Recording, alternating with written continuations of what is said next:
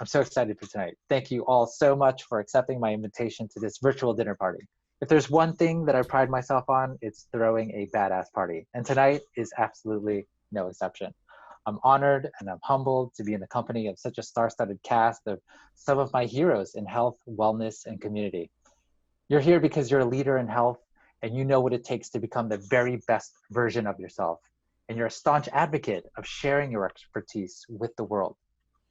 And like many of you, I'm doing this because it's personal. Just as I've lost my sister, my only sibling, to a misdiagnosis 21 years ago, and my father to a lifelong battle with type 2 diabetes, so many of you have your own epic health story to tell, and your stories matter so much to our collective movement to heal the world. And that's why we're gathered here around the virtual dinner table tonight, so we can discuss the most salient issues in healthcare today.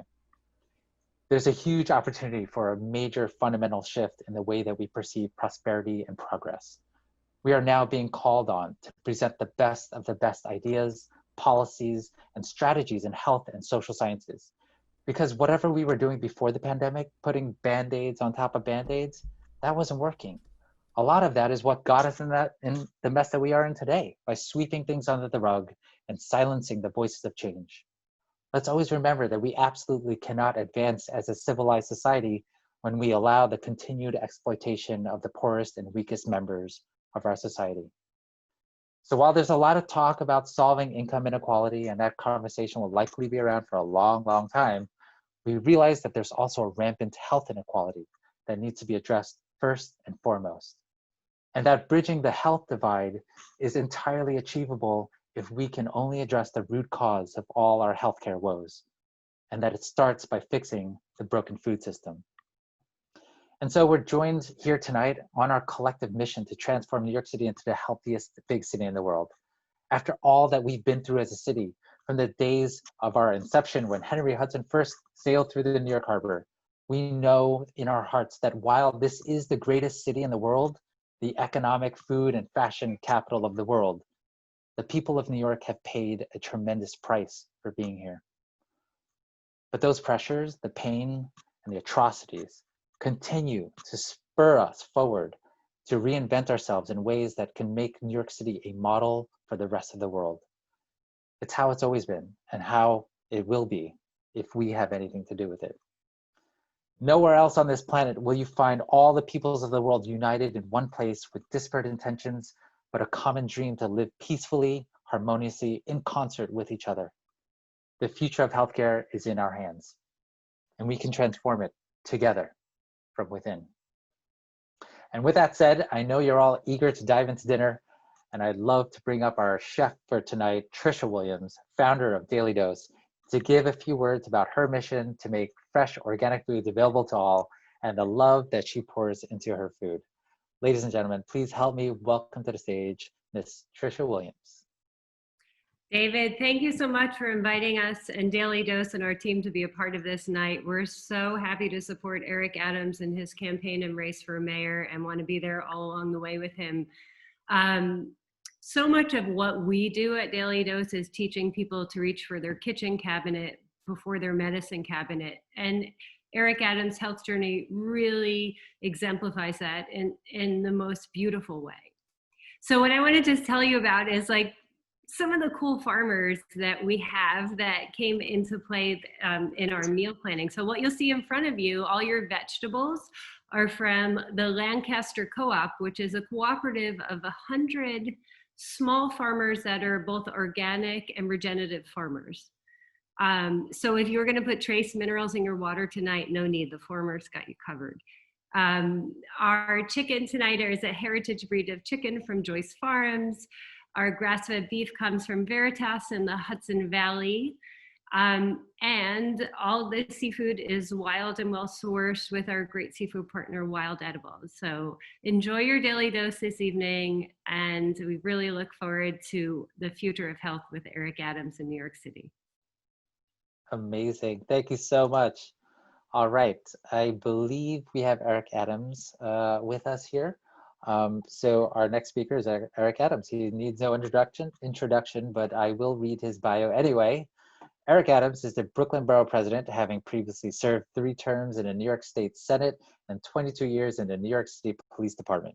After being diagnosed with type 2 diabetes in 2016, he developed a plant-based diet and successfully reversed his diabetes. Kudos. Ladies and gentlemen, please help me welcome to the stage the legend, the man, Brooklyn Borough President, Eric Adams.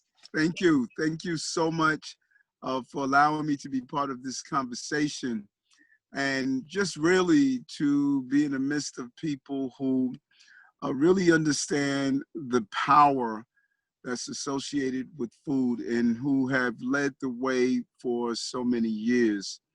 And when you start to think about one's life journey, I thought the reform that I pushed through in the police department throughout my 22 years of service, I thought that was my legacy.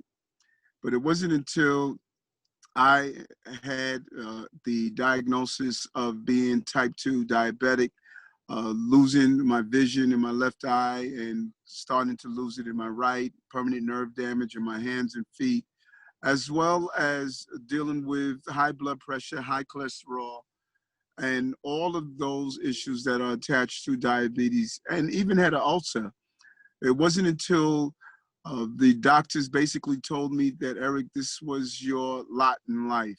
Your mother was diabetic, your family members were diabetic, my brothers and sisters were either diabetic or pre-diabetic. And it's very interesting that I almost said for a moment, well, Eric, you knew this was coming. You knew that many of your relatives were dying from diabetes, and you sort of knew that this is what happens when you reach a certain level. But when the doctor said that you're probably going to lose your sight in your left eye in a year, I said, wait a minute, I didn't sign up for that. That wasn't what I thought diabetes was. I thought it was this term that we said, you know, Auntie had a little sugar. Little did I know, and I started to read about it, and I received all of these pamphlets that said living with diabetes. And I went to my computer when I returned to my office, and I stated that I am going to type in one word different. Instead of living with, I typed in reversing. And because I typed in reversing diabetes, it took me down an entirely different journey. And I started to read and learn the power of food and what could happen. And it was a moment where I said, this can't be true. If it was true, why didn't the 5 doctors that I spoke with, why none of them told me about this? The best doctors, endocrinologists in this city, all told me the same thing. There was nothing I can do. It was too late. And I'm going to follow that path of insulin, metformin, other drugs. And this was my new norm. But when I found the information that came from the other professionals that thought differently, and I was able to reach out to Dr. Esselton in Ohio from the Cleveland Clinic, read Dr. Gregg's book, Dr. Barnett's book, and look at all the other men and women who embrace how you can reverse your condition, I realized that there were some possibilities. And when I flew to Ohio and received the instruction, I remember like it was yesterday. Dr. Esselton telling me that if I just changed the food I was eating, and I said to myself, what is with this mad scientist? I'm going blind, and he's telling me to stop eating steak. But I had nothing else to lose. And when I returned to the city, I went through my cupboards and I started reading the labels and realizing he was right. Everything was processed. Everything was filled with sugar, salt, sodium, fat. And I threw it all in a large garbage bag. And I started the journey of a whole food plant-based diet. 3 weeks. 3 weeks after going through a whole food plant-based diet, my vision cleared up. 3 months later, the nerve damage left my hands and feet. All of the high blood pressure, cholesterol, all of it went in reversal. And the ulcer that I had, I couldn't even tell you the day that it went away. It was so funny. One day I just woke up and realized that hey, you're not feeling that pain anymore. No medicine, or I should say the original medicine, food. Instead of PHARMACY, I saw it as FARMACY. The pharmacy is the farm. And we've started an amazing journey. I thought police reform and using safety and justice was my legacy. And I thought I was buried with diabetes, but I was planted. And because of the planting, of going through that moment of darkness, only to know that I was going to grow out to be a better person, we started amazing initiatives at Bellevue Hospital with the great Dr. McMacken, where we have the first lifestyle medicine clinic in Healthiest Hospital, and hopefully it's going to expand throughout the entire city. People should have choices. We push forward a Meatless Monday initiative in our hospitals, in our schools. We were able to get the city to stop purchasing processed meat and move towards a 50% reduction in beef. We have opened all sorts of farms on schools using hydroponic and vertical farming, introducing young people to healthy food, holding events and meetups at Borough Hall to show people how to make the transformation and take control of their lives. We're on an amazing journey. Every day I'm excited with the opportunities as we move to the place of changing the lives of people. Our healthcare system is not sustainable. 30 million Americans are diabetic. We're spending 80 cents on a dollar for chronic diseases. 84 million are waiting to be diabetic, pre-diabetic. And one of those 30 millions was my mom. Mom went whole food, plant-based after I did. In 2 months after doing so, she was off her insulin. The insulin that she was on for 7 years, 15 years diabetic. I showed my family that it was never in our DNA, it was in our dinner. And when we changed our dinner, we could change our lives. And so these are exciting times, and I'm happy to be part of it, to allow families to know that they don't have to benchmark their lives by hospital visits or deciding when you're going to put your loved one in a hospice or going through the emotions of figuring out how do you get used to the stinging pain of insulin, or wondering when you're going to do the dialysis 3 days a week, 3 hours a day. Diabetes is the #1 cause of blindness, #1 cause of non-trauma limb amputation, leading cause of heart disease and so many other chronic diseases. It's the umbrella of diseases. And once we get it under control here in the city of New York, I think our success would cascade throughout the entire country. These are so much exciting times, and I'm glad to be a part of it. And every time I meet someone new like you, I realize that we are moving in the right direction to raise healthy children and families. So I thank you for being a part of this team. It's a team that's going to make the city of New York one of the most healthiest places you can live in. We will become a blue zone where people will know we're living a healthy lifestyle. Thank you very much. Wow. Thank you so much, Eric. Oh my gosh. I'm getting teary-eyed hearing about your health journey. Thank you so much for sharing your exceptional tale. Yeah, I mean, I think all of us can relate. And so it really helps to hear your stories so that we know that we can trust you as mayor. We're in good hands because we definitely want to support you in your efforts to heal the world and heal New York City. So, but next up, I want to bring up Eric Adams' campaign manager. Actually, she's not the campaign manager. She's your manager, right? Miss Rachel Atchison. So she's going to round out you real nicely. So Rachel? That is hilarious, and I'm sure he's laughing quite as much as I am. Thank you so much, David, for putting on this event tonight.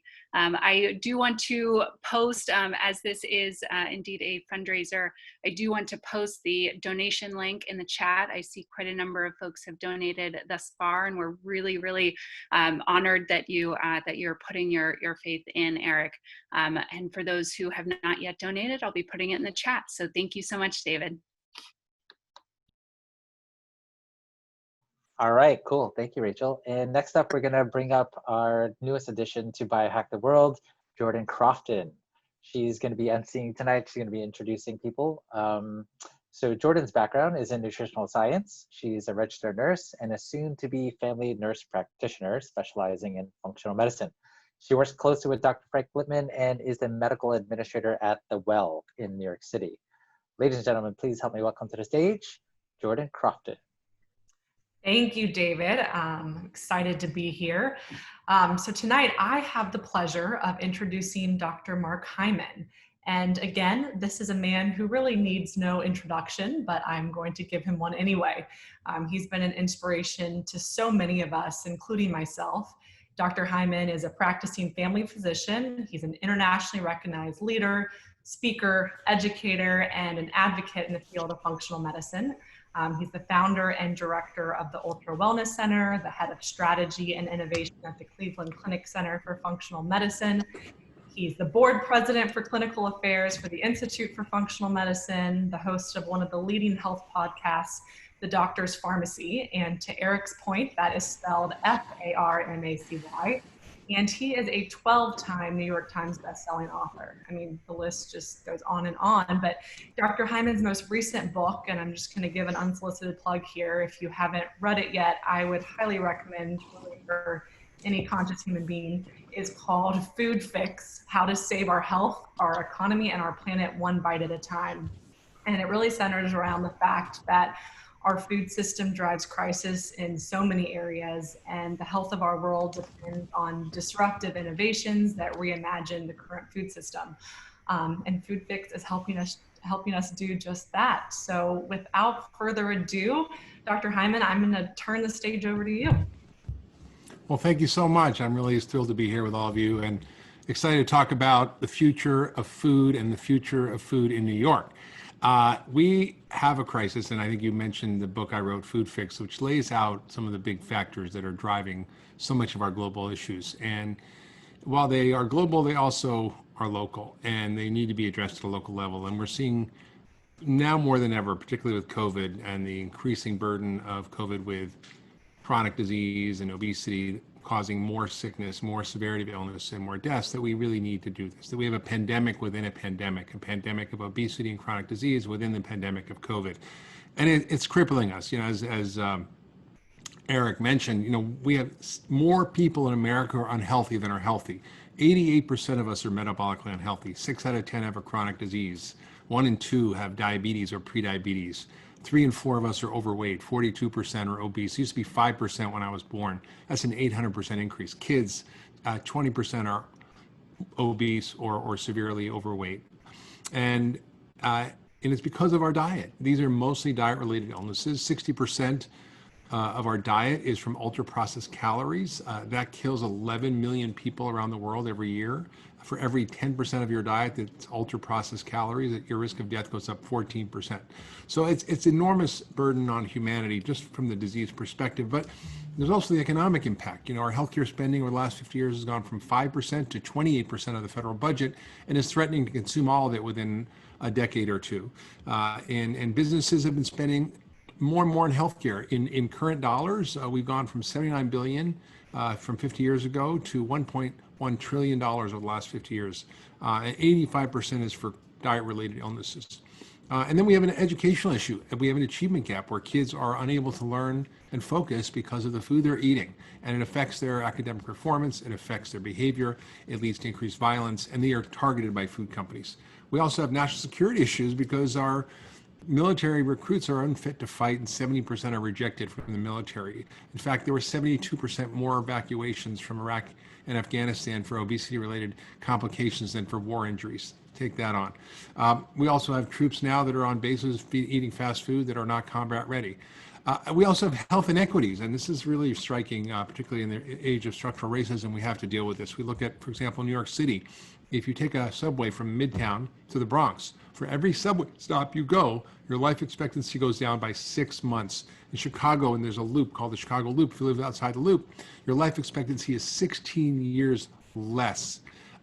If you completely eradicated all heart disease, that would reduce life expectancy by improve life expectancy by 4 years. So these are all driven by health inequities, social determinants of health, housing, education, opportunities, and obviously chronic disease, which limits people's ability to actually work.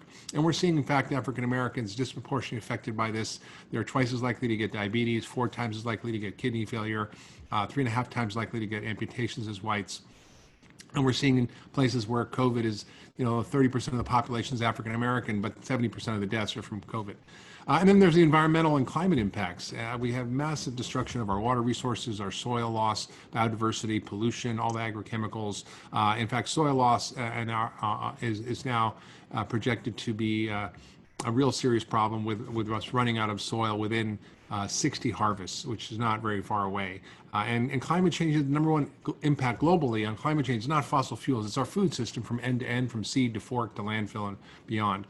So the question then is, how do we make New York City the healthiest city in the world, and how do we address these issues that seem global on a local level that then will ripple out, as many have done? For example, in New York City, they banned trans fats, but that took another decade or so for the government, the FDA, to finally rule it as a non-GRAS or safe substance to eat. So it can start locally, but then it filters up the food chain. So the first thing that I would do if I was advising the mayor, future mayor of New York, would be to appoint a director of food nutrition for the city to coordinate all food nutrition related government regulations, initiatives, programs, and policies. So they're all coordinated and strategically aligned. Embedded in it is the notion of food as medicine, so that nutrition quality is the foremost and main driver of any policy decision. Second, I would use the power of the city government in its purchasing programs to follow the Good Food Purchasing Program guidelines, which values nutrition quality, a valued workforce in terms of food workers, farmers, animal welfare, local economies, and environmental sustainability in choosing where to buy their food, because there's an enormous amount of money spent by governments on food purchases for schools, city colleges, governments, prisons, and so forth. Next, I would institute a citywide mandatory composting ordinance like they did in San Francisco, like they've done in Europe, and partnering with farmers to actually deal with what to do with the waste and compost. For example, in Massachusetts, there's a law that you can't throw out your garbage if it's more than a ton of garbage a week. And so the food service providers, the grocery stores, have to actually figure out what to do with it. And they partnered with a company called Vanguard Renewables and local farmers, where the farmer builds incinerators, or anaerobic incinerators, that creates electricity for 1,500 people, 1,500 homes every day by using manure from their farm and the food waste. And it makes the farmer make money, they get free electricity, and everybody wins in the deal. Also would support urban agriculture and community gardens at scale, empowering people in their communities. I would also implement a food as medicine program throughout the healthcare for city employees. I've spoken to Rahm Emanuel, but I think for New York City, there's a significant amount of its healthcare budget is spent on chronic disease, which means that money could be saved by implementing a coherent program for all city workers to improve health and reduce outcomes, such as, for example, a community health model that's been used by Partners in Health, peer support models, or like what we do at Cleveland Clinic with Functioning for Life, which is a scalable in-person or virtual group program designed to create lifestyle and behavior change. I'd also address health disparities in a direct way by investing in the communities that need it, using opportunity zones to focus on food, nutrition, and wellness investments to reduce disparities. I would invest in infrastructure in underserved communities. I would create training and support for entrepreneurs in those communities so they can build up businesses and not be disenfranchised in their own community. I would also tie any Medicaid payments and things that are related to what the city has control over to mandating people who are participants to be part of a wellness program like the Nuka Health System in Alaska, where the Indian Health Service took over their program of healthcare and were able to dramatically reduce costs, improve outcomes by putting everybody in a group that was a psychological support group. And there is, of course, much more on housing and prenatal care. Next, I would focus on schools, make schools safe again. And, academic performance and behavior and the future life success of students are linked to poor nutrition. If kids are eating poor nutrition, they can't focus, they can't learn, they have ADD, they have behavior issues. We know that in prisons, for example, violent crime is dramatically reduced by giving prisoners healthy food. We know that in juvenile detention centers where kids are given healthy food, violence and violent behavior goes down by 90%. So I would focus on making kitchens in all schools, having every single kitchen in all, every single school have a kitchen where you cook, not just rewarming ovens and microwaves and deep fryers. I would have gardens in all the schools. I would, use programs like My Way Cafe as an example that implemented school kitchens and taught kitchen workers and got top chefs to make delicious meals within the school budget, within the school nutrition guidelines. And food that kids loved, that they didn't throw out, that they loved to eat.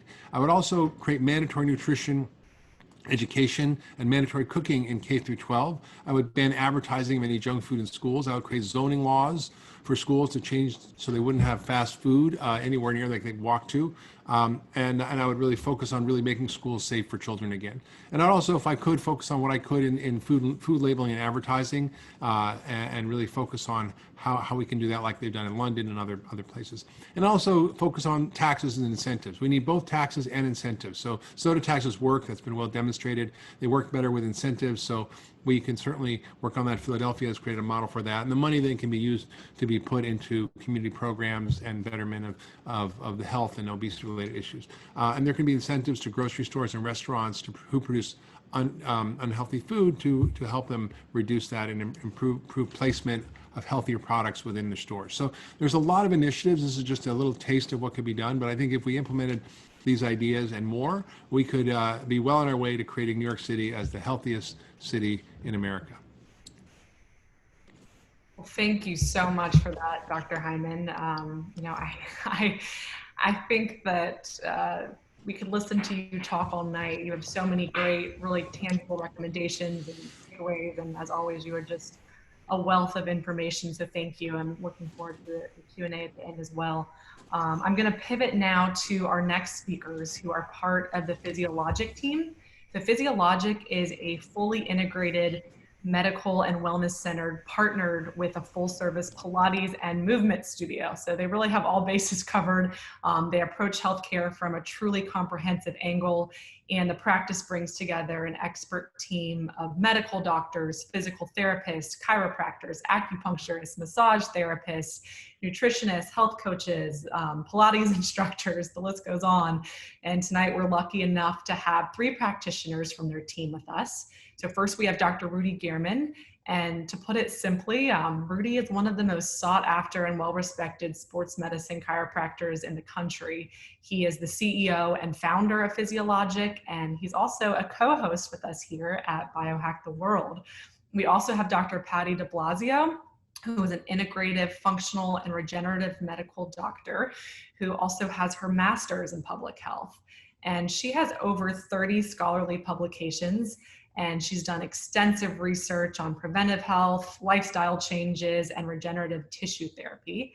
And then we also have Michelle Miller, who is a clinical nutritionist and specializes in offering customized nutritional programs and is just a wealth of knowledge overall. So I'm gonna let you 3 take it away from here. Thank you, Jordan. And I just want to say thank you, David. Thank you, Eric Adams, for being here. Thank you, Dr. Mark Hyman. Thank you for all the amazing panelists. This is really giving me all the feels. This is a great opportunity for us to come together, put our brains together. But in our practice with the functional medicine model that we're looking at, we really come from it a viewpoint of we have to identify and address these root causes of disease. And it's understanding that conditions like depression or IBS could have many causes, but also the understanding that a single trigger like inflammation could cause many conditions. And so due to this, functional medicine practitioners work upstream, and we try to determine and work with those underlying triggers. So at Physiologic, we do this by utilizing a 4T model of care. It's testing, treating, teaching, and tracking. And in that approach, the testing, which is one of my favorite parts, it's a comprehensive overview. It's kind of like mapping the biochemistry, if you will, of the individual. and being able to connect all the dots from the beginning. And then the testing and leads into the treating. So then you're pulling from the best practices of innovative care and science and technology, and pairing that with lifestyle medicine and, nutrition with the teaching. I think that's what we're going to have to focus a lot on tonight. And this is really educating and empowering each individual on how their body works best, and how do we allow people to own their own health and to maintain resiliency. And then lastly, our newest T that we've added is the tracking component, because I think to see real change over time, we need to track that data, and we're going to need to be able to monitor and really record health shifts to get some real change and to really see some outcomes in how we're treating health. So I want to bring it back to this idea of the treatment component, because I think that's a big part of what we can focus on. And, there are many wonderful tools to pull from, but as, Borough Health President Eric Adams was talking, we cannot forget about the original medicine. We often try to do as best as we can to pull from Eastern and pull from Western medicine. And there's so much great science and technology out there, and it's always changing, it's always evolving, but we can't forget that food and lifestyle was the OG healing method, right? This was the way that we have healed and survived for thousands of years. So even at this point in our life, we can give a patient the best comprehensive testing, the most bioavailable supplement. And if that patient is not sleeping or is in a constant state of stress, or they're not moving, we will never fully heal, and that person will never really thrive. So we can't forget this food and lifestyle medicine is the original and foundational medicine. And it's difficult to convey that to a patient when this is often not covered by insurance. And to the patient, it's viewed as, well, this just must not be as important as medication or surgery. So if we're using foundational medicine, if we're using nutrition and movement and mindfulness as medicine, we should keep that as the primary focus in preventative medicine, in primary care. And instead of a patient going in for a primary care visit and that just being a quick mention when they're walking out the door, it should be the forefront, it should be the beginning of that conversation. So we know there are a lot of cases where we can't just use nutrition, we can't just use lifestyle medicine. We need to pull from more innovative and kind of technical and different areas of functional medicine that are evolving right now. So Dr. Patty, maybe you can speak a little bit to the evolving areas of this science and medicine. Sure, thanks, Michelle. I agree with everything that you've said, and it's just wonderful to have this panel of people. We have many things that we share, we're like-minded, and I just loved what the truly honorable Eric Adams said about, he realized maybe it wasn't his DNA, but it was his dinner. And that is such a profound statement, because it puts a lot of the, weight back on us to see what things are within our care and what can we do that we have control over. I love one of the things that we're starting to do more and more in functional medicine is really customize and personalize. And genomics testing, genomics being just a small part of genetics, is becoming very, very helpful as we treat patients individually and customize their care. And what he said is what we're telling the patient. Yes, you may have some genomics, some DNA pathways that are a little different in your body that may make it a little harder for you to keep your blood sugar where it needs to be, for example. But actually, you can make a change. We know in our genes, we have to promote that gene, and we promote it by poor lifestyle for the most part, and infection and illness. And these are things we can work to get better, to help prevent in our lives. And it makes a big difference as we customize for patients. This is actually what you can do to make a difference in your genes. I think too, some of the things that I love about functional medicine is that we look at utilizing things in the body that are actually a part of us already. For example, like our hormones, but maybe they're not functioning so well, or the peptides in our body that help control our cells, or our NAD, or our stem cells. And we know stress can take a big toll on our bodies. And so in functional medicine, we try to restore many of these normal operational things in the body, not by adding pharmaceutical drugs, but by supporting the body so that it can stimulate itself, it can decrease inflammation and make it better.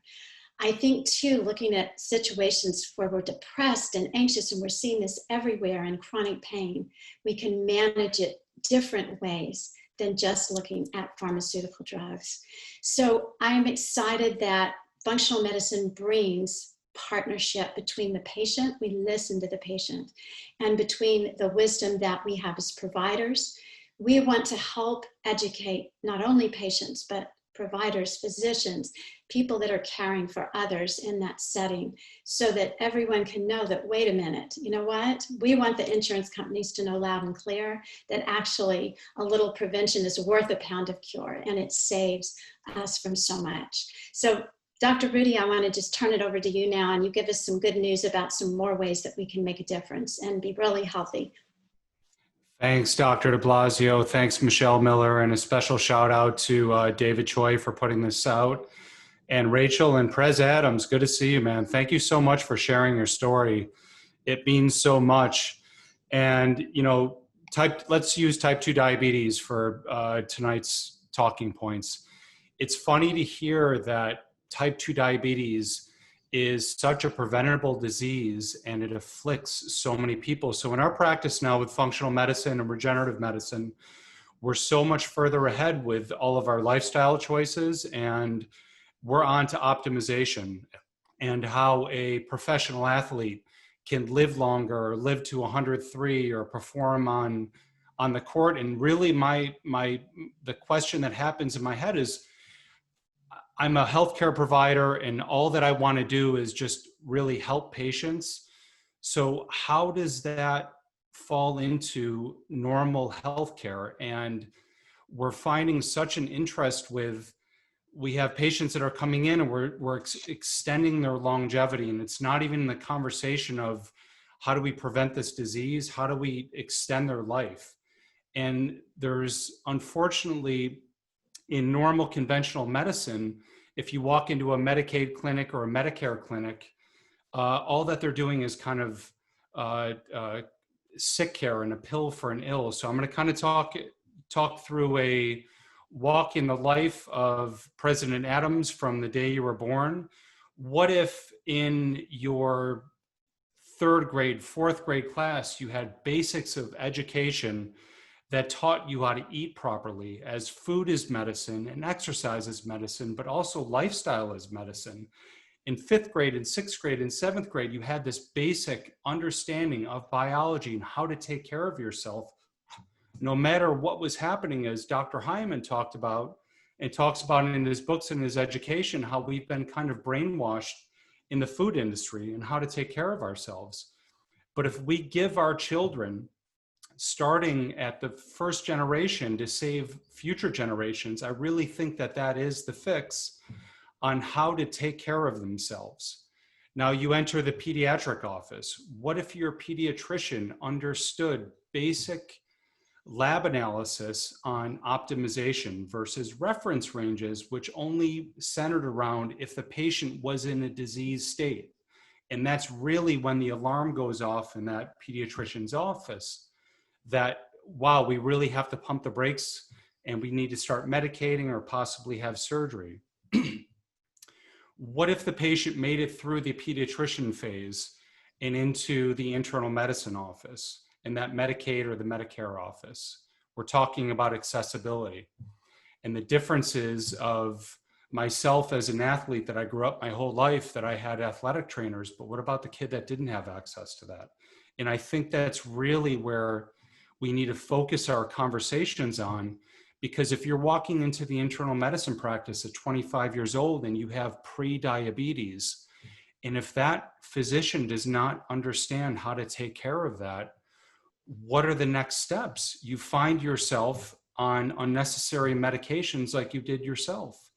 So what if that internist understood when to put that patient in a bucket? And even if our New York City Health Department doesn't have enough money right now to have a health coach or a nutritionist into every single office, what if we could have on-demand classes and pre-education to that physician to understand optimal reference ranges to understand when that disease state is coming on and to put that patient into a bucket and to educate that patient. We're here to help. If you win that next phase of your career, everybody on this panel is all about accessibility and equal shares of accessibility, because we've worked so much further past that it just doesn't make any sense how a person can self-inflict themselves with type 2 diabetes. So now you move on past the internal medicine pre-diabetic practice, and you look at the financial costs that it's costing our taxpayers, that if a patient actually becomes a type 2 diabetic, like you became, like your mother became, unfortunately, just because the physician didn't have the education and didn't know what to do with you, and you didn't know what to do with yourself until you met your own healthcare crisis. Dialysis centers, prosthetics, the cost that it's costing our taxpayers, and the deaths that it's unnecessarily causing with these types of unnecessary diseases are completely preventable.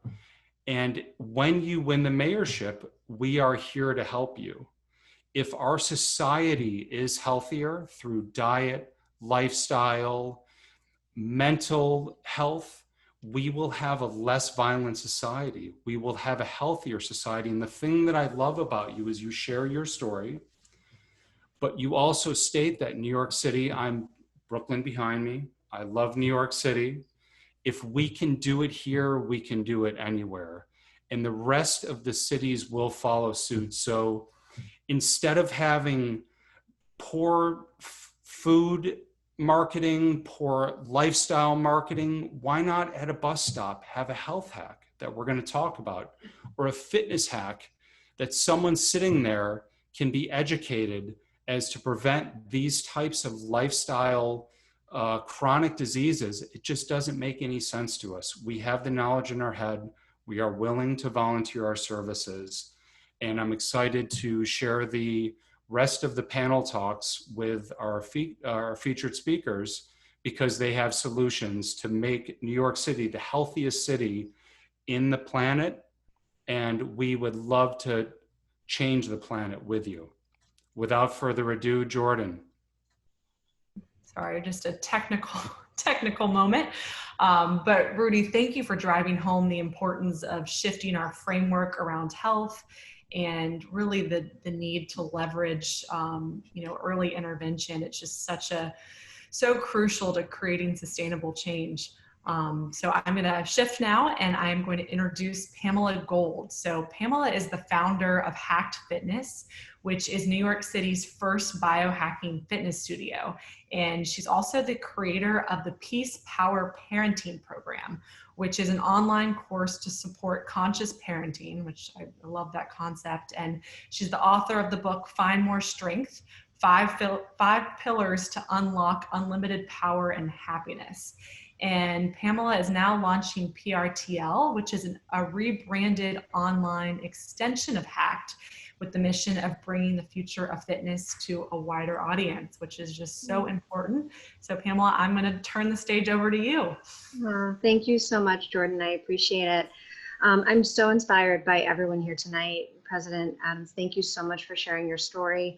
So grateful that the meal from Daily Dose was outstanding. Thank you, Trisha, David, Physiologic. You guys are all awesome. And thank you for giving me the opportunity, because obviously I'm so passionate about health and wellness, like we all are. And physical fitness really has been my lane. That was my path, where I started to get healthy. And so I'm here tonight to talk about how we can support physical fitness and exercise as this pillar of health in New York City. And in preparation for speaking tonight, I wanted to do some research to see where we were as a city. And surprisingly, the most recent research that I could find was from 2013. So that study, which first and foremost, I would definitely encourage us to take initiatives to measure this more often, because it's so hard to manage something that we're not measuring. So anyways, I definitely want to encourage us to measure this information. And this particular study was looking at exercise and physical activity. And what it was basically showing is the percentage of people that were hitting the daily recommended guidance. And first and foremost, I think all of us on this call know that the daily recommended amount of activity, it's a starting place. It's not ideal. So starting there, great. And those numbers, it basically matched the socioeconomic factors that we would have expected. So first and foremost, when Mark was talking about accessibility and equality, I'm echoing everything that he said, because it wasn't surprising to me that we saw the numbers in Manhattan the highest in the 5 boroughs, that 82% of people in Manhattan were reaching their guidelines, and that was down. The lowest would be the Bronx, was I think at 68%, and it was the same across income and education. And so we definitely have this opportunity as we work to address inequality to have that be mirrored in the physical activity that people are doing. So first and foremost, we're going to measure it. Second, do everything that we can to address inequality and accessibility, because it goes without saying, from a Maslow's hierarchy perspective, if people are struggling to know where they're going to, or how they're going to put food on the table, they're not going to be thinking about physical exercise. So all of that, I was not surprised, and we obviously need to be addressing that as we go forward to make New York City the healthiest city in the world, because we can't leave anyone behind. Next, as we talk about education and accessibility, there's a lot of opportunities to improve education. So Rudy was talking about the opportunities to educate about nutrition, and there is obviously physical education. All kindergartners through 6th graders have to do phys ed in New York City schools every day. That drops off in middle school and high school. So I would encourage us to make that a priority, to continue physical education, not just that they're doing it, but they are getting deeper education as to the why and the how. And there's a lot of advancements just over the last few years that we now know about more efficient ways to be physically fit. And so if we can be more efficient, have an effective minimum dose fitness routine, I think that's going to make it a lot more accessible for people. If they know, for example, there's a bike that we have that uses artificial intelligence that gives you the equivalent of a 45-minute jog in under 9 minutes, that you can reach those same biomarkers in less than 9 minutes in 2 20-second sprints, there's really less and less excuse for us not to be working out. So that accessibility, that education is key. And then next, obviously, we know that physical exercise and physical health ties directly to mental health.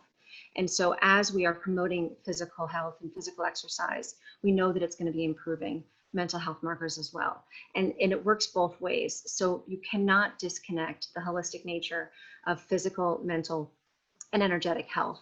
So we want to be educating holistically and not just focusing on activity, because that's not enough. And then last, I want to just talk about ways that we can incentivize. So David Choi has a great idea around his HitCoin, where we can use data trackers, and as people are active, as they are doing exercises, we can actually incentivize them and give them tokens to buy healthy food. So I definitely encourage those kind of ways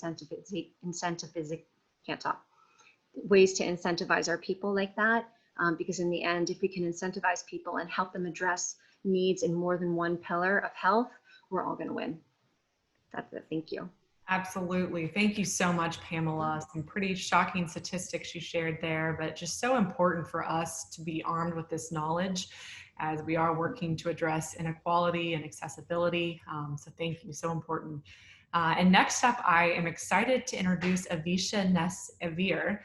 I hope I didn't butcher your last name there, Avisha, but he's the CTO of Vera Biotech. He's a venture partner at MedStarter Venture Fund and the Chief Science Officer here at Biohack the World. Avisha is an electrical engineer by training. He's a programmer, a serial entrepreneur, personal health consultant, and I can attest to this. He is a ruthless self-optimizer. Avisha has his master's in signal processing, and he spent years carrying out quality control programs for MRI machines. He's directed his engineering training towards learning about and optimizing the human body, and just has such an interesting perspective on things. So excited to turn the floor over to you, Avisha. Oh, and it looks like you're muted. Give me 1 second. All right, no, I'm good. Yeah. All right, thank you so much, Jordan. And I'm going to deviate a little bit from the classic mode of presenting here today and actually use a couple slides. What I really want to talk about is a mindset that needs to go into talking about health for the next generation. Health education makes for healthy students. So why don't we teach it? Do we ask someone to build a rocket ship without ever first giving them a course in mathematics? When we spend years of schooling the next generation in topics with dubious practical import to their lives, but when it comes to how to treat their own bodies, we leave that up to their parents, who themselves likely never received a proper education in the topic. And even if they had, health science is evolving. If we taught the same science from the 70s, we might end up doing more harm than good. I don't want to be teaching my kids to just guzzle margarine. As long as we're discussing education, we should look at the health through the lens of a traditional grading model. The first step towards becoming healthier is to shift our self-grading system away from a pass-fail mentality. This is not a course that you can audit. Most people go to the doctor, or they don't go to the doctor unless it's absolutely necessary. This makes sense because our medical institution is designed for doctors to treat sick people. But going to the doctor and finding out that you have diabetes means that you're already flunking. A pre-diabetic is a C student. We want them to aim for straight A's, and more than that, why stop there? Extra credit is possible, so why be just healthy when you can be super healthy? A top performer. Teaching someone to take charge of their own health involves giving them the tools to do so. Our health is in our own hands, and the key to rapid, effective change lies in the creation of a tight feedback loop. We would never ask someone to drive a car blindfolded, only receiving feedback when they hit the guardrail. Instead, we use our eyes, lane dividers, even those bumpy strips that shake the wheel when we veer off course. We teach them which pedal accelerates and which one slows. We give them a speedometer so they can see it happening. And we give them driving lessons first. Our health toolkit consists of levers and diagnostics. First, we learn about all the factors that can impact our health, either in positive or negative directions. And this is generally a combination of what we eat, what we do, where we spend our time. Everyone has been talking a lot about this tonight. It's so important. Then we learn to measure our health through self-quantification tools. A scale is just the tip of the iceberg, and most never move past it. We can use wearables, scanners, advanced blood work to get a fine-tuned measure of our health. But oftentimes, the best tool is actually some of the simplest and the cheapest. A journal. You know you best, and you can use that to quantify. The key point is that everyone's biology is unique. What makes me strong may give Bob indigestion. While there might be some things that are universally healthy or unhealthy, and learning these is a great first step, the advanced course consists of figuring out what makes your own body tick. Make an intervention, measure the response, adjust and repeat. Let's look at an example. Last year I was having some trouble sleeping. Even after 8 hours, I wake up feeling all tired and groggy, and I noticed that there was a problem experientially. I turned to a wearable tracker for help. I found that on mornings when I woke up tired, my deep sleep was way too low. I spent some time experimenting with different sleep hacks, cold showers, supplements, dietary changes, and more, but I ended up realizing that the single factor with the biggest impact on my deep sleep was my bedtime. Even if I got 8 hours, if that started after 12 p.m., I'd instantly start losing deep sleep. If I went to sleep by 11:30, that number would almost double. My body's natural chronotype knew what it wanted. I noticed a problem, I experimented with solutions, I measured the results, and I repeated until I found a solution. This is a process that can be taught. We can take charge of our own health if we learn the tools to do so. And these tools can easily be taught. Thank you. Thank you so much, Avisha. You never fail to inspire us. I love that personal example you included there on sleep. So next up, I am so excited to introduce Dr. Jerry Curatola, who I've personally had the privilege of collaborating some with, and he is an internationally recognized biologic dentist with more than 37 years of clinical experience. He studied neuroscience at Colgate University. He attended dental school at NYU, where he now serves as an adjunct clinical associate professor. Dr. Curatola also attended Harvard's program in complementary and alternative medicine back in 1996. So he really is such a pioneer in the field. He's the founder and director of Rejuvenation Dentistry in New York. He also Rejuvenation Health in East Hampton, which I can say firsthand is a pretty incredible facility. And he has done some really pioneering work on the oral microbiome. And he's the inventor of the oral care line called I hope I'm saying this right, you can correct me, Revitin. And he frequently serves as oral health experts on the Dr. Oz show, CBS, ABC. I mean, the list goes on. He's been published extensively.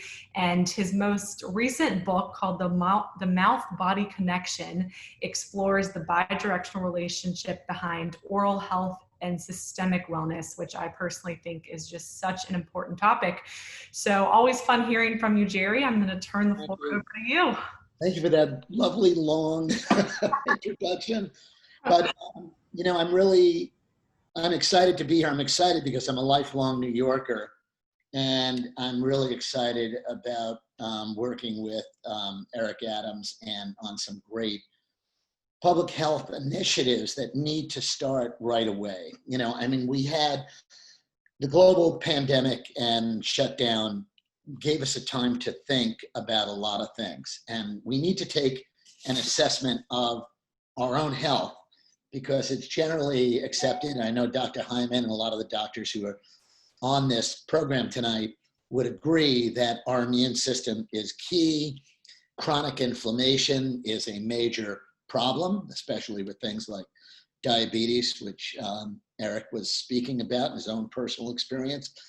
But if you have gum disease, you have a 10 times greater chance of getting a heart attack, a 7 times greater chance of type 2 diabetes. It's linked to everything from Alzheimer's to colorectal cancer. So my dream is to take the wall down between medicine and dentistry that went up 150 years ago. When we told dentists to go to dental school, people wanted to study here or go to dental school, and you go to medical school for everything else, and they cut off the feet for podiatry. Well, we know the absurdity of that because there are, I like to say there's 5 toxic time bombs in the mouth that we need to stop. We need to stop the placement of mercury fillings and the unsafe removal of dental mercury from the mouth. These silver-colored fillings are 52% mercury. So I think New York City should ban them and they should take an initiative, because heavy metal toxicity is a major threat to long-term health for people. The top 5 are gum disease, heavy metals in the mouth, infected root canals, jaw cavitations, and airway health. Airway health has become a passion of mine because we can address it in the mouth. And so taking an assessment of that is one thing. But the other issue in our community that we need to end immediately is the 75-year failed public health experiment of dumping industrial waste in our New York City water supply. Water fluoridation has been an abject failure. In 1945, we started this, and basically to quote unquote help prevent tooth decay. And these assumptions were dismissed in full by most scientists and doctors now. Even though many dentists are still brainwashed into thinking you need to drink fluoridated water. Fluoridated water does nothing for decay. But what it does do is it causes premature aging in the body. It jeopardizes the health of our children. There are over 65 studies on water fluoridation, lowering IQ in children and affecting the fetal brain development as well. It induces changes in the brain's physical structure and biochemistry. I could go on and on and on. The absurdity is this practice was started in 1945 when we used DDT and we still had asbestos on our pipes, and PCBs filled our transformers, and lead was added to gasoline, keep going. The reality right now is that this is jeopardizing the health of every American. And I want to tell Eric Adams this: water fluoridation is a civil rights issue, because the people who are more adversely affected are those in African American communities, are those who are in underserved communities. We need to stop this. New York City needs to take the lead on this. 50 communities across the country are now banning fluoridation. There is a federal lawsuit, Moms Against Fluoridation, that's going. And for anyone listening right now, go to fluoridealert.org. But I am so distressed at this insanity in still dumping. By the way, the industrial waste is called hydrofluorosilicic acid. It is an acid. So the elevated lead in Flint, Michigan, the lead crisis, also exists in New York. New York City's public schools that still have old lead-lined pipes, hydrofluorosilicic acid, which is the industrial waste product from phosphate fertilizer manufacturing. By the way, New York City pays $9 million a year for this. It's getting dumped into the water, and it is going through pipes, leaching lead out of pipes, causing elevated lead, elevated arsenic, all these other things. To me, this is the greatest thing. Yes, nutrition, nutrition, nutrition, but the greatest thing we could do is end this barbaric practice of water fluoridation that has absolutely no valid science to prevent decay. In fact, it does the opposite. We now have children 7 to 11 years old with epidemic levels of dental fluorosis. It is hypocalcifications of the teeth from excess fluoride, making them more prone to decay. So I think I was pretty passionate here. So I hope everybody got that message. We need to band together. This is a community effort. This could be a great election year issue to help improve the health of all New Yorkers. Jerry, thank you. I love your passion on this, and I could not agree with you more. I mean, there is such a need to direct our focus. It's crazy to realize the amount of industrial waste and chemicals and excess fluoride that is literally going into the water that we drink. So thank you for shedding some light on this. And I am going to turn the stage over now to Dr. Baswati Bhattacharya, who is a Harvard-educated physician trained in both family and preventive medicine. And since 2003, she has served as the clinical assistant professor in the Department of Medicine at Weill Cornell. And she holds PhDs in pharmacology, neuroscience, and Ayurveda. And she has a master's in public health. Her research focuses on integrating the wisdom and science of authentic traditional medicines, such as Ayurveda, into healthcare. And her book, Everyday Ayurveda, is a national bestseller. She's also a Fulbright specialist in global public health. So, wow, please teach us what you know, Dr. Bhattacharya. You are just such a wealth of knowledge, and excited to turn the floor over to you. Thanks, Jordan. I hope you guys are all well tonight and enjoying the food that you're eating and the air that you're breathing and the water that you're drinking. New York actually has spent a lot of effort for this great city in the world in providing great things for its people. And there are huge resources that are expended that have been talked about. I'm going to share a few slides to talk us through this. Talk on traditional medicine. Our population in New York, according to the 2020 census, it has gone down actually from about 12 million a few years ago to 8.3 million. In the larger metropolitan area, we have almost 20 million people that are breathing that air and drinking that water. What's interesting is that many of us who live in New York live here because of the diversity of people. And if you look at the demographics, it's one of the only places in the world where the minority populations make up about 58% of the city.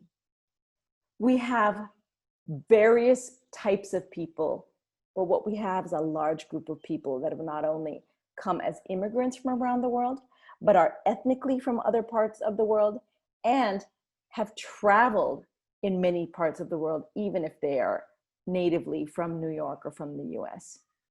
One of the things that we know is that there's an emperor with no clothes on. So if you haven't read this story, I encourage you to read about the emperor with no clothes that everyone considers to be the emperor and allows to remain the emperor. So we have that in several places. Dr. Hyman talked about the current healthcare system and the various challenges of bringing foods and real foods back in and why we don't do it. We have a healthcare system where we absolutely worship those allopathic doctors who know more, and yet they are emperors with no clothes. I, as a trained MD, and having been at Cornell, Mount Sinai, NYU, and Cornell for the last 20 some years, know that there are many, many doctors who are frustrated with the system, but are within it and cannot change. And there are many, many doctors who actually don't want to wake up. They religiously go to work in the morning without exercising. They go to the cafeteria and eat their processed hot dogs and muffins and danishes and drink the coffee that is not organic and not clean. And they just figure that when they get sick, the system will take care of them. That emperor is now telling us that it's not going to have money to take care of us. Meanwhile, there's a whole group of people who know of different emperors, and they are people from all different parts of the world, or from America, who have studied that there are different kinds of medicine out there, and there's not just modern medicine. There's not just the chemical-based medicines. So whether it's Chinese medicine, or Ayurveda, or Kampo in Japan, or traditional Korean medicine, or Yoruba medicine in West Africa, there are so many different kinds of medicines, and people don't talk about it because as minorities that need to survive in a world where we are not allowed to speak about our culture under fear of the discrimination that we face, many of us live with the traditions of our culture. We eat the foods of our culture, and we don't talk about it with anyone. So I obviously am Indian, and I grew up on rice. Those are rice in the picture, rice paddies.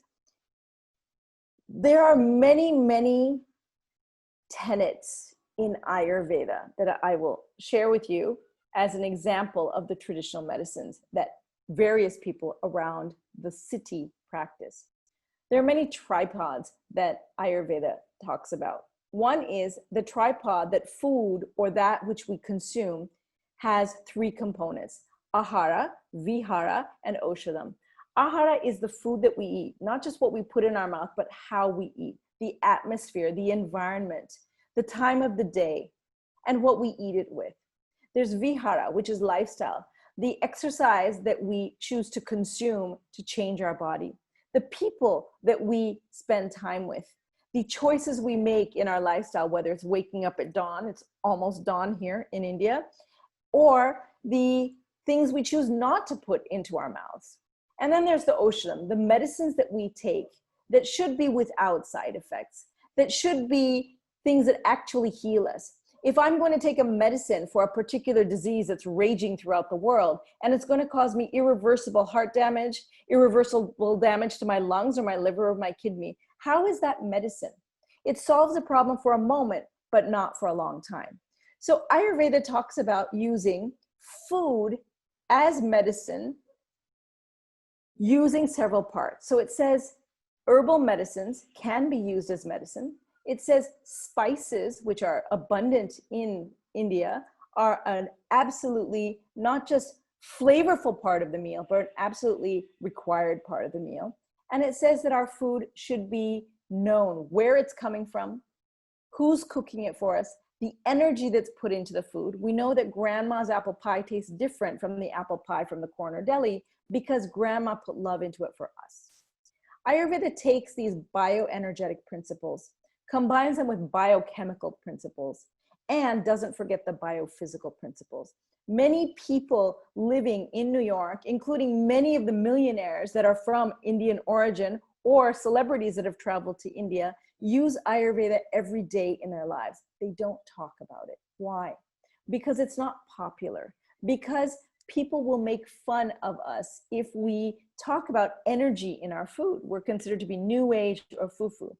New York, however, is one of those places that does support diversity. It does talk about our right to those particular foods.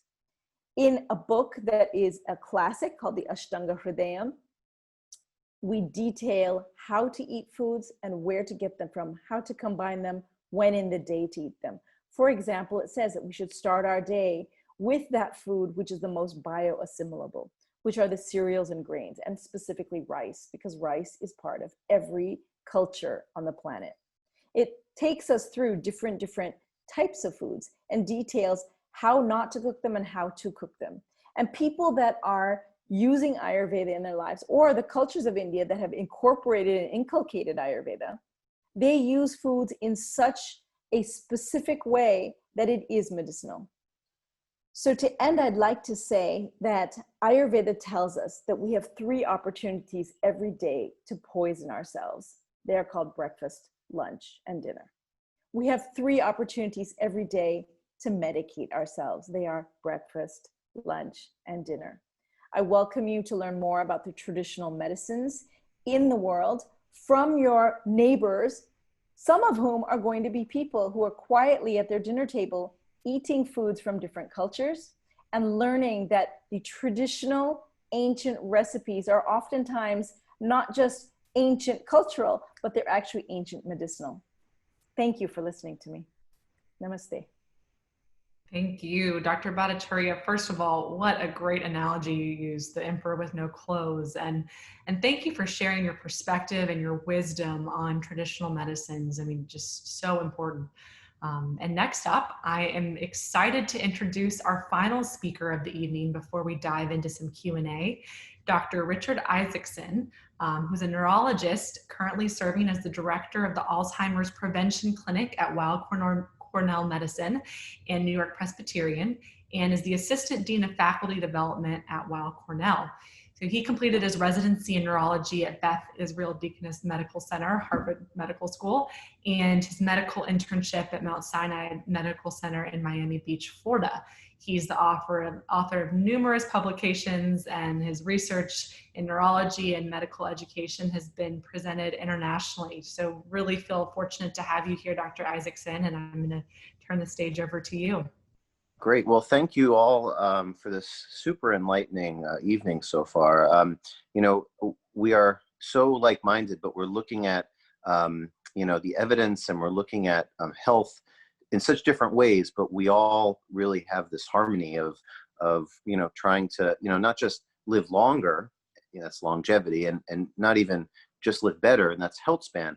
But in our work and in, you know, my work as a preventative neurologist, so a word combination you may not have heard too much before, but it's all about not just longevity, it's not just about health span, it's about brain span. And you know, living longer is great, but you know, there's no better way to live as with a healthy brain. And you know, we're going to be living longer, and the evidence has just truly exploded that you know, when it comes to nutrition, for example, you are what you eat when it comes to brain health. You know, there has been an explosion of evidence. I remember I finished my training about 15 years or so ago, and this is back when you know, there were very few treatments for Alzheimer's. I was taught in medical school, you know, there's nothing you can do for Alzheimer's. And then when I finished all of my training, I actually diagnosed a family member, helped diagnose a family member at a wedding. She was sitting right next to me, and she kept repeating herself. And I noticed something, and it reminded me of her dad when I was little, and the same picture, the blank stare, the slowness of processing. And, you know, she kept seeing her doctor over and over and over again. And the doctor kept saying, "Oh, you're fine. It's just normal aging. You're fine."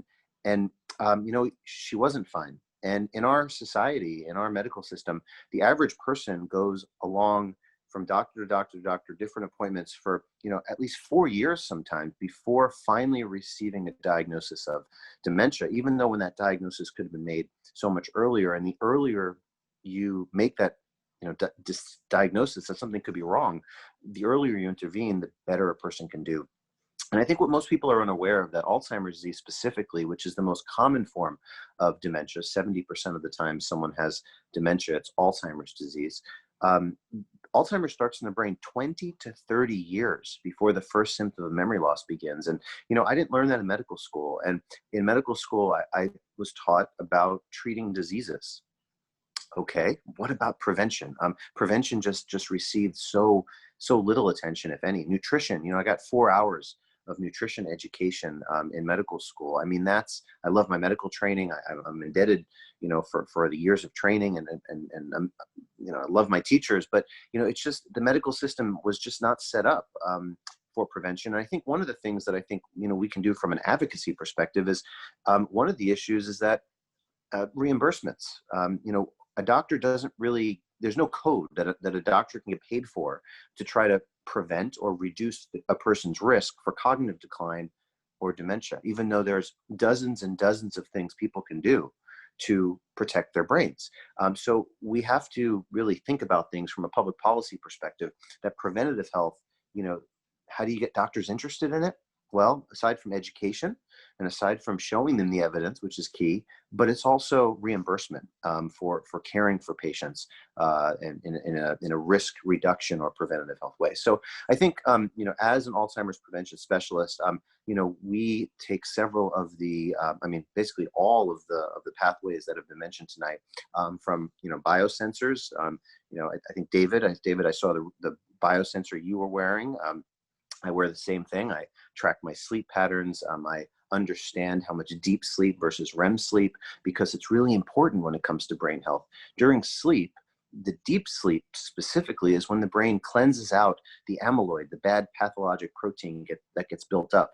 During exercise is really the number one thing a person can do today, right now, to loosen up that amyloid.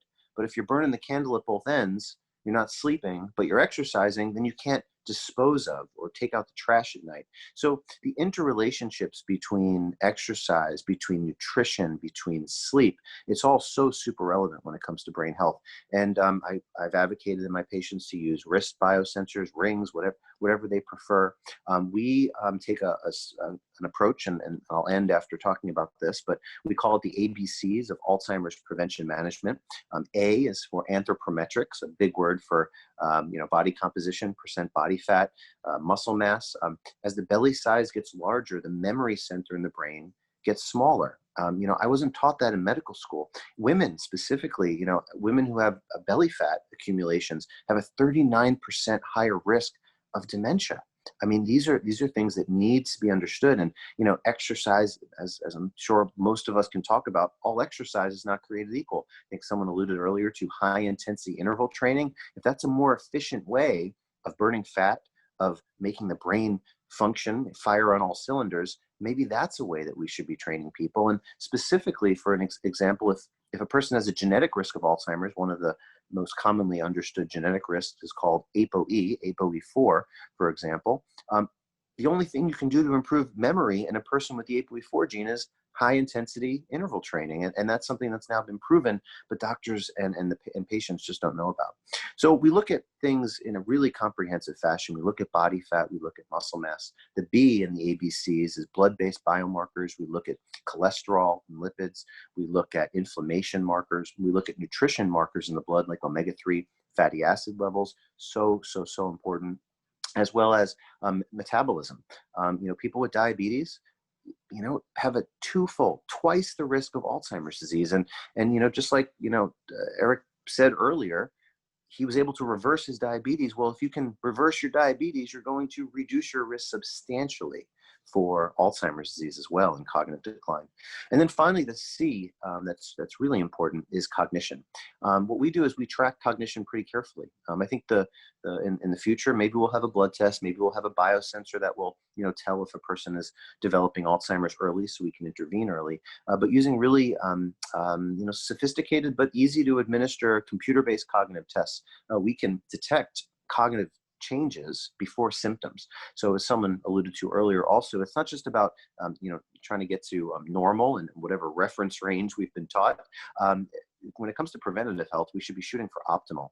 And those reference ranges that we were taught in medical school, unfortunately, a lot of those are wrong. And you sit at a borderline level and doctors say, oh, your blood pressure is borderline. Now just go exercise more and eat less salt.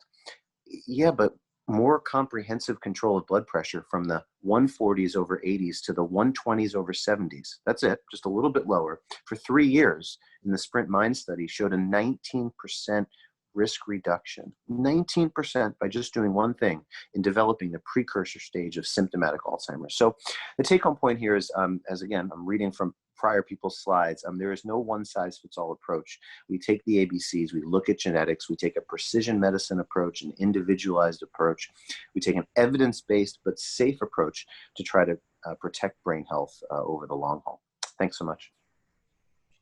Dr. Isaacson, thank you. I'm personally a big fan of your work, and I think these conversations around metabolic and brain health are so important. We really do need to be focusing on optimal levels when it comes to these biomarkers and not just standard ranges. So thank you for bringing that to the forefront of the conversation. And now we are about to open up the floor for Q&A. So I'm going to hand the mic back over to David. All right, thank you so much, Jordan. That was amazing. I learned so much.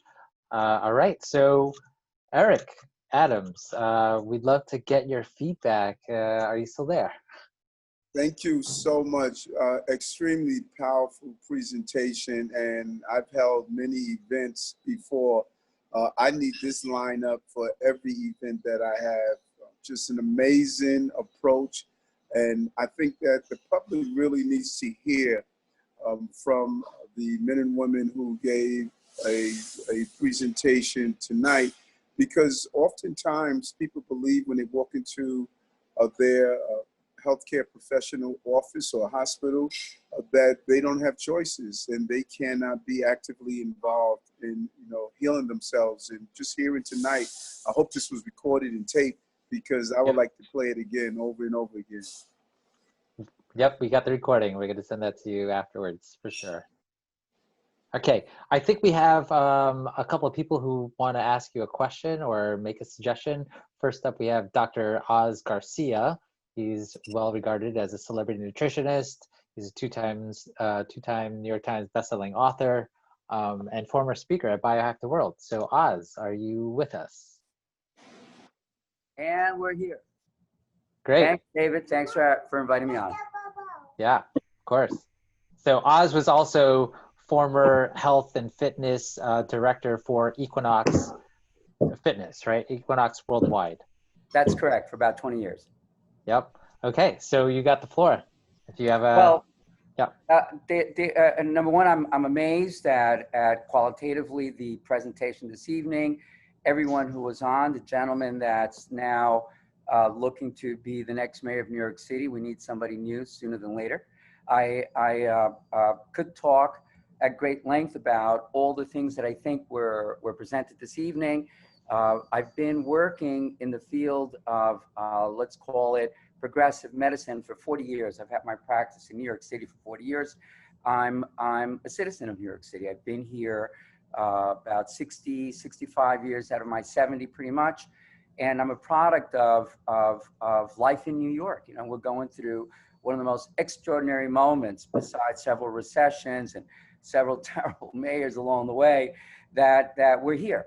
And I was one of the first people back in the 1970s to fall in love with running, with the New York City Marathon, and the impact that had qualitatively on the lives of New Yorkers. I ran my first marathon in 1979.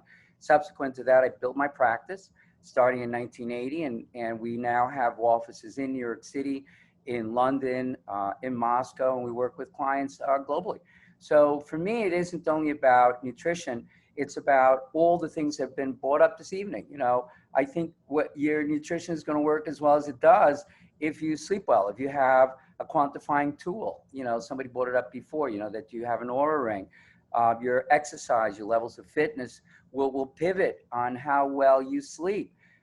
You're being mindful. You know, I'm surprised nobody brought up the subject matter of you know, going down deep and meditating, you know, how critical that is.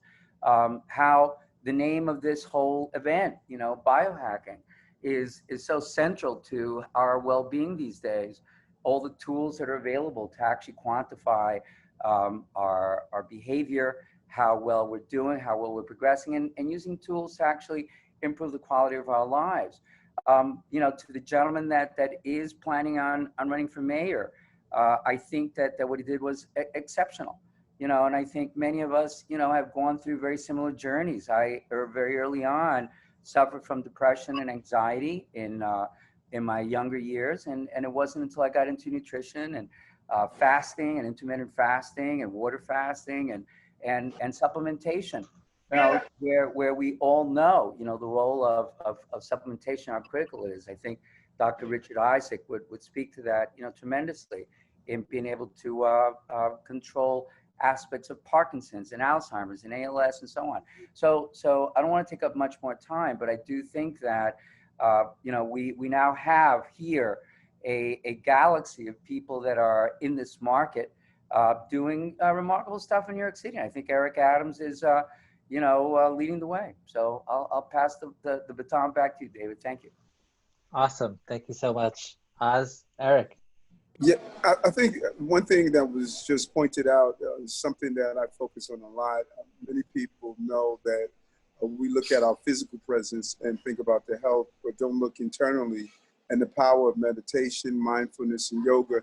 I sent a group of educators away so that they can train the trainers. I believe every child should start his or her day with 20 minutes of meditation. Many of our babies, by the time they enter the school setting, we're asking them to multiply and divide, but no one is dealing with the division that they're feeling internally. And I'm a big believer that we need to start healing our children so they can be receptive to learning. And you can't do that if you're dealing with the PTSD of everyday life in New York City, particularly in economically challenging communities. That self-care is important. And so I think you're dead on about what you mentioned. We need to really change the development of our mind, deal with some of this trauma that we're living through, particularly coming from coronavirus. This is an important moment that we deal with the healing mechanism of not only the physical body, but the emotional and spiritual body as well. Fantastic. Eric, I know you have a hard out at 9:30. Is that true? Do you have a few more minutes? Yes, I do. Okay, fantastic. So we have Dr. Ronald Primus, who has quite a bit of experience. He's a travel MD, but he's worked in the hood for a number of years during his first years as an MD in New York City. And he had something to say. Actually, sorry, he just dropped off. His phone just crashed, it says. All right. So we also have Karen Washington, which I'm so thrilled to have her here. She's such an outspoken advocate for food justice, and it fits so well into what we're talking about today. Karen, thank you so much for joining us. Please do. Thank you so much for having me. First of all, having the voice of community members who are affected by diet-related diseases. I've been growing food in New York City for over 30 years. My relationship to food and farming was always in terms of slavery. That sort of agricultural knowledge was never taught to me. It needs to be taught in school, because when we talk about agriculture, we need to talk about the culture that's in school, and the culture that plays a part in us eating the right food.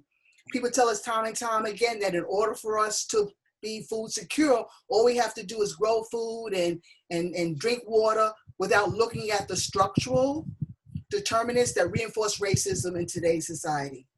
We did not come from Mars. 70% of our food grew on farms, now 2%.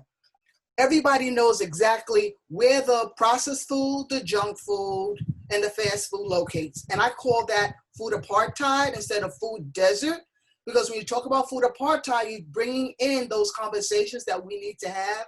So for you, Eric Adams, number one, zoning. Get the fast food, junk food, and processed food out of low-income neighborhoods. Why on every block we have that?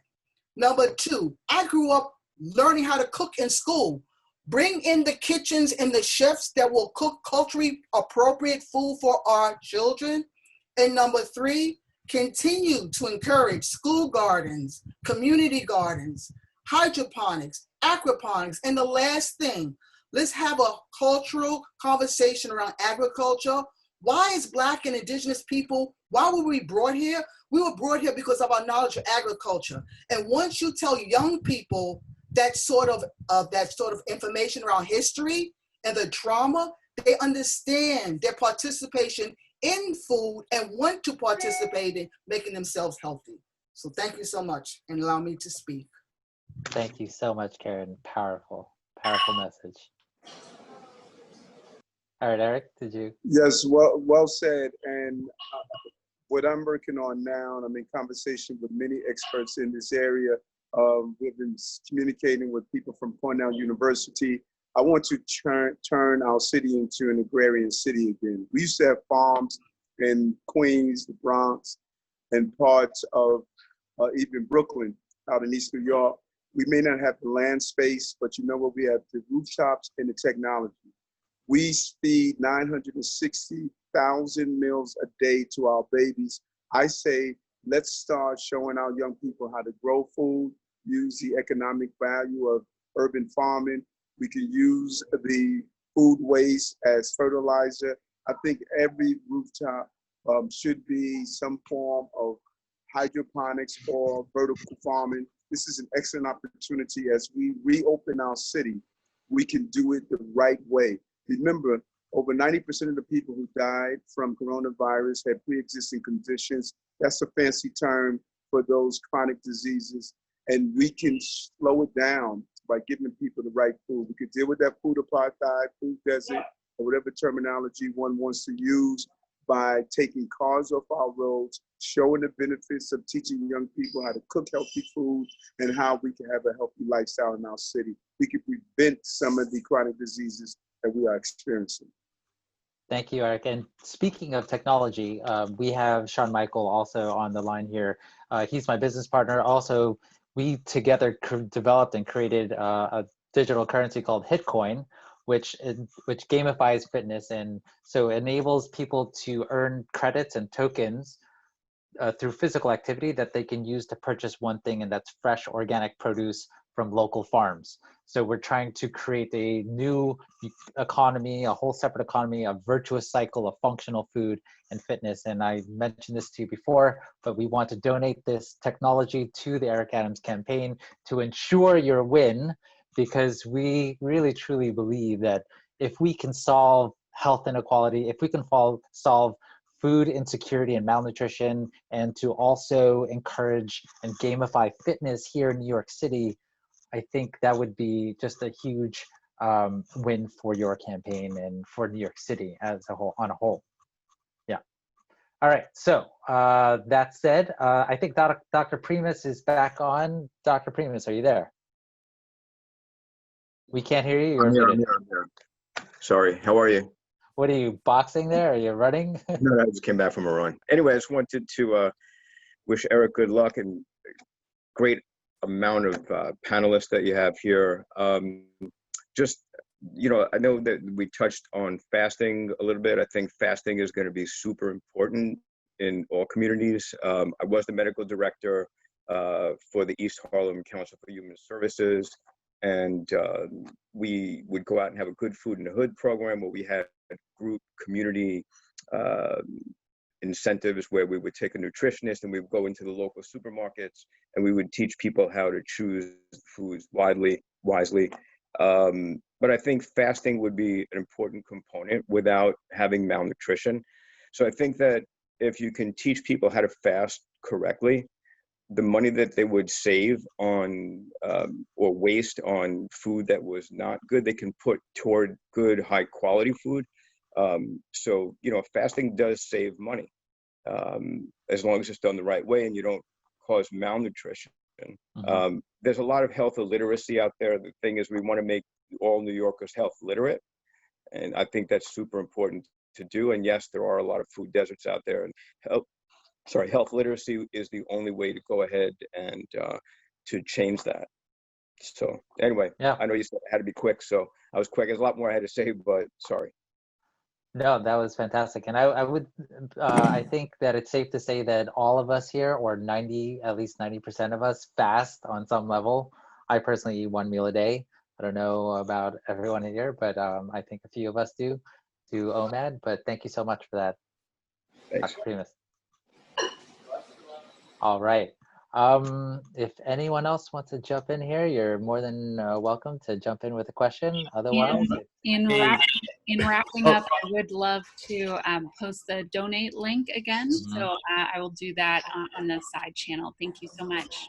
Fantastic. Awesome. And one last thing, I just want to throw this out there for Hitcoin is earlier Dr. Richard Isaacson was talking about rest, and with Hitcoin, we do focus also on the recovery aspect, not just food, not just fitness, but also recovery and the combination of all those things. So I'm really excited to see what you do with Hitcoin. Well said. Thank you so much, Michael. One more question in or comment? Yeah, sure. Michelle, go ahead. Hi, Eric Adams. Thank you all for speaking. And I was so moved, Eric, Mr. Adams, I don't know what you prefer, when you spoke about your story and how you went to like the best doctors in all of New York and none of them said to you, you can actually reverse your diabetes. I find that I'm an integrative functional dietitian, and I find that it's almost like the amount of money you have in New York doesn't even get you to the best doctors. And that's something that's so prohibitive for people, is finding functional care in New York. And I will also just say that I work a lot with how bridging functional medicine and body positivity and neutrality, and how important it is for people to be not only medically literate, but how to communicate with doctors what they need, because especially our marginalized communities are more likely to have less good and proper communication with doctors. So arming people with that literacy, I think, is really important too. And thank you so much. Yes, no, thank you. And please call me Eric. But that's powerful what you just stated, because there's certain occupations in our society that is really, they are symbols of you don't question. And both people rarely question their attorneys and they rarely question their physicians. And it's unfortunate because those are two areas where you should question the most. And teaching people how to engage and speak with their healthcare professionals to take control of their health is so important. My doctor dropped my mother as a patient. My mother's doctor dropped her as a patient because she stated she wanted to reverse her diabetes. And he stated, that's what you're going to try to do. I'm not going to continue to be your physician. And we need to stop being intimidated by our doctors, and they're part of our health team. And what you're doing by showing people how to communicate with their healthcare professional is, I think, is crucial. We have to unlearn to learn how to engage in those people who are responsible for our bodies. Thank you so much. I absolutely agree. And I just want to say that I love New York with all my heart. I went to Cardozo High School like David, native New Yorkers, Yep. kids. Native New Yorkers. And I believe all New Yorkers and whatever they're experiencing. And I hope that and I know that all the providers here certainly feel the same way. So I do just want to encourage everyone to listen to New Yorkers and what they're experiencing. Fantastic. All right, we have a question from Dr. Carrie Gelb, who has a fantastic film out called Open Your Eyes that details how we can detect all or over 300 chronic metabolic conditions through the eyes first, which is fascinating. So Dr. Gelb. So I just want to thank Eric for sharing his story about his eyes, since I'm the eye doctor on the panel. Through technology, the technology in eye care is getting so good that we're able to see inside the eye at 10 microns. Before someone becomes diabetic, they're pre-diabetic and their insulin goes up. And we could see changes in the small blood vessels inside the eye for prevention. So as a functional medicine optometrist, once I see those changes in the eye, they correlate, and we know that they correlate with insulin resistance. We could help prevent people from becoming diabetic just by looking inside the eye. And we know that insulin resistance doesn't just lead to diabetes, but leads to cancer, cardiovascular disease, blindness, etc. So I think that's really important, and I really thank Eric for sharing that. The other point that wasn't brought up today is, after I talk to patients, when we see that they have changes in their eye that makes them at risk for getting diabetes, the first thing they always say to me is, like, it's too expensive to eat healthy. And actually, there's been studies that show it's only $1.50 a day extra to eat healthy. And there's many different ways, from being on different social medias, people's companies' Facebooks, to be able to get coupons and save money from bone broth and fermented foods. So there's a lot of ways that we could teach the public on how they could eat healthy, and it's not much more expensive, just for $1.50 a day. So again, I want to thank Eric, and I'll be rooting for you, and I know that you're going to be a great mayor, probably our greatest of all time. So thank you for being here. Here, here. And thanks for inviting me. Thank you. And we go to the same barber. We do. Awesome. Well, so handsome. All right, everyone. Thank you all so much for joining. I know Eric has to go. He's a busy man. He's got another engagement coming up right after this. But I do want to emphasize that we truly, honestly, finally have a candidate that gets it when it comes to healthcare. A man who believes in the core tenets of the scientific method, the latest and greatest in nutritional and exercise science and big data. He's here, he's listening to us. He's a fearless leader who will stop at nothing to put the health of all New York City residents first before partisan politics and crony capitalism. And we so need that right now because our country is so divided and there's so much health inequality and it's threatening to destroy our society from within. So that's why we're standing firmly behind him, so we can unite New Yorkers in this burgeoning movement of health and human and health optimization. So thank you all again for coming. Please, if you haven't already, please consider donating to the mayor's Eric Adams mayoral campaign. There is currently an 8-to-1 match for donations up to $250 given by New York City residents. So if you donate $25, that's worth $225. So the link is in the chat. It's also in the emails. So please do consider donating. And all right, with that said, I thank you all so much for your love and support and your courage to change the world.